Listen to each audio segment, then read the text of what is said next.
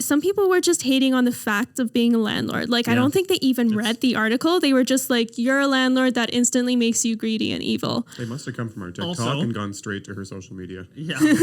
Also, like, it did, the fact that you are a doctor also doesn't help the cause. Seemed to garnish a lot of attention, because one of the first comments I remember reading was, oh, the poor, doctor can't pay her med school bills by exploiting people for housing that should be a human right. And it's just like, man, like, so now we're demonizing doctors. Like, we have no chill when it comes to being like, do not succeed. Do not succeed. Exactly. That's literally, I was talking about this. Like, if you do anything good, they're like, yeah, screw you. Like, you're doing well and we don't like it. And so we're going to demonize the shit out of you. Yeah. But that was another thing that I found people were really honed in on too. Yeah. And I think that's because, well, people do kind of love to hate doctors because there's this perception of doctors as being the financial elite. And it's like, okay, sure, maybe someday. But right now I've got all these med school bills that I have to deal with. And it has not been a cheap journey, and I don't come from money. And so it actually is, really ignorant when people get mad at me about the fact that I am a doctor. Like, I've worked hard. Like, I have not been somebody who, wastes my time doing all sorts of things that a lot of other people do when they enjoy their youth. Like, I've spent my time studying. And it also is irrelevant. It's irrelevant, true. It's irrelevant. And this is the thing, like, even if you don't agree with renting property, if you don't agree with the idea of being a landlord, whatever, people can have their own ideas. But the idea that someone could enter into a contract where one party is paying for a service and they just don't pay. Like, they just fundamentally don't pay. Like, that is, at some point, like, these social contracts and then actual contracts are the very foundation of our society. Yeah. And to just be like, they don't matter because one person's word is worth less than another person's word. Like, your rights under this contract are void because you are too high in the saddle or whatever reason, or because you own the property, and another person has zero obligation and zero accountability. And like, that just flies in the face of like organized society, organized democracy, whatever you want to call it. It just makes no sense that people can do things and wrong other people and really damage other people, and there's some excuse for it. Right? Like, it's so frustrating, regardless of where you come from on like the idea of private property ownership, etc. I say, with this topic in particular, I don't know how the government has skirted around. We've talked about this before, but the government has skirted around the ability to be like, we have nothing to do with housing. Like, no one turns and is like, wow, the government needs to step up and build some housing or offer some stuff. Everyone's just like, screw the landlords. It's all their fault. They're the ones that are in charge of this. Like, again, that's one I don't understand how they've done such a successful job of pushing the responsibility onto other people with this. Yeah. So did this reaction surprise you? Oh, yeah, absolutely. Because I thought I'm the one who just got screwed here. Like, I got scammed and people stole thousands of dollars from me. And it's not like that place would have been sitting empty if those people hadn't gone in there. Mm-hmm. That place would have been rented right away by people who had been paying their rent. So they really did steal thousands of dollars from me. And people got mad at me because apparently they think that I probably have too much money anyway, which, like you said, it's irrelevant. I mean, if somebody steals from Jeff Bezos or steals from Walmart or Amazon, right? If they get caught stealing from these big corporations, they will get charged with theft and they will probably see jail time or a fine or something. But if you steal, would be okay with that. They would be, yeah. Be like, yeah, screw them anyway. You stole a chocolate bar from like, Walmart, but like, let's penalize this person, and most people would be okay for that. Yeah, I don't know, but either way, like, it irrelevant, would but be it's enforced under the concept. law because that is the law. You steal, and then, but when you get on such a personal, like, being a landlord, the tenant-landlord relationship is very personal, especially when you're a small-scale landlord. Like, you talk, like, these are techs, these are humans you're meeting face-to-face at their door. It is incredibly personal, and so that theft is super personal. Yeah. It feels very violating. I feel violated. Like, I feel personally betrayed. I trusted these people. I gave them the benefit of the doubt, and it's kind of changed my worldview. Like, it's made me think, who can I trust? And that's a big thing, is to to give somebody a sense of betrayal and give them sort of like it's not war PTSD, but it is traumatic to realize that you can't trust people. Also, like, the social media and the internet backlash, like, is traumatic. It does have lasting effects. Like, it still sticks in Google. Like, I found an article that had, I think, been hacked, where like the article was still the same, but they had changed the title and said Nazi landlord. I know, I Like, saw that one too. I was like, that's actually really offensive oh my because gosh, it's insanely offensive. And it's yet there are people especially- who'd be okay with that. Like it's messed. yeah, it's especially offensive because I did have a granduncle who actually survived the Holocaust, and so it was especially offensive having that background and being labeled a Nazi. And Resonates. yeah. It's like the absurdity of that, and even people doing that and making those comments also goes unchecked in Yeah. today's society. Like I've joked about this many times. Like there's only a few people that like you can't say anything about anyone these days. Like you have to tiptoe around everyone's feelings on every single topic.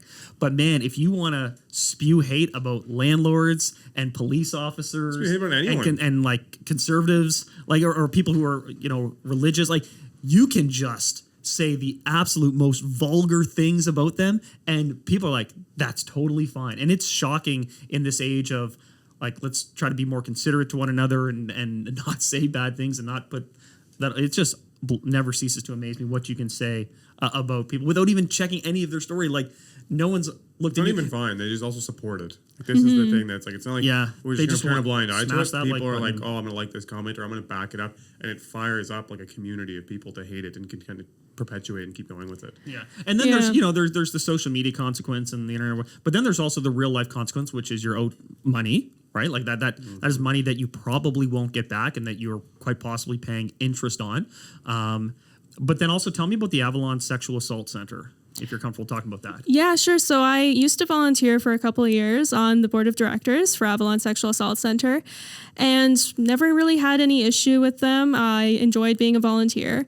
And when this whole backlash started on social media, they were quite concerned about the public perception because people did find out that I'm on the board, and there was concern that it made the board look bad, or not the board, but the whole organization. Right.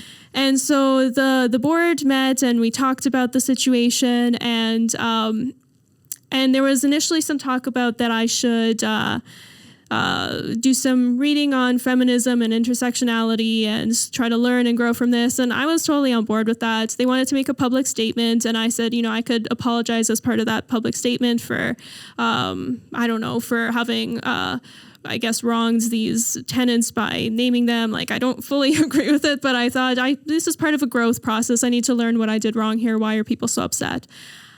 But then the tone changed, and it seemed more like it became a victim blaming thing where some people on the board were really quite upset with me on a personal level, and they said that I doxed the tenants. And this is, again, that misunderstanding about court being public record. I didn't write the article.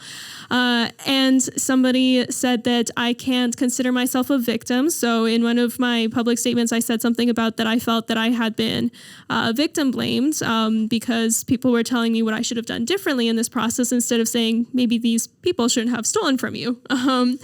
And they said that I can't consider myself a victim because landlords are in the position of power. And when somebody is in the position of power, they cannot be the victim. So in the landlord-tenant relationship, only the tenants can be victims. And that really didn't sit right with me, and that really bothered me. But what really took the cake was that one of the board members, we were talking about doing like a restorative approach where I would like apologize, and I would try to learn from this and so on. And she kind of put like a case together and said, I don't think Patricia's going to learn from this. I don't think that we should bother with a restorative approach because of this, this, and this. Like, I think that this is just how she feels. And that just took the cake because last year, Avalon was defrauded by an employee, a former employee, of tens of thousands of dollars. And the organization took a restorative approach against that person. And I thought, that person actually stole money from the organization. I didn't steal money from anybody. I, spoke publicly, self-advocating about people who stole from me. Yeah. And I'm the one who doesn't deserve a restorative approach. Like, Also, I just as thought the it's employer, like, how could Avalon be the victim in that situation? When Exactly. the employee took from them, right? Like, so. yeah, exactly. And I hate this, like, they say, like, tyranny is the absence of nuance.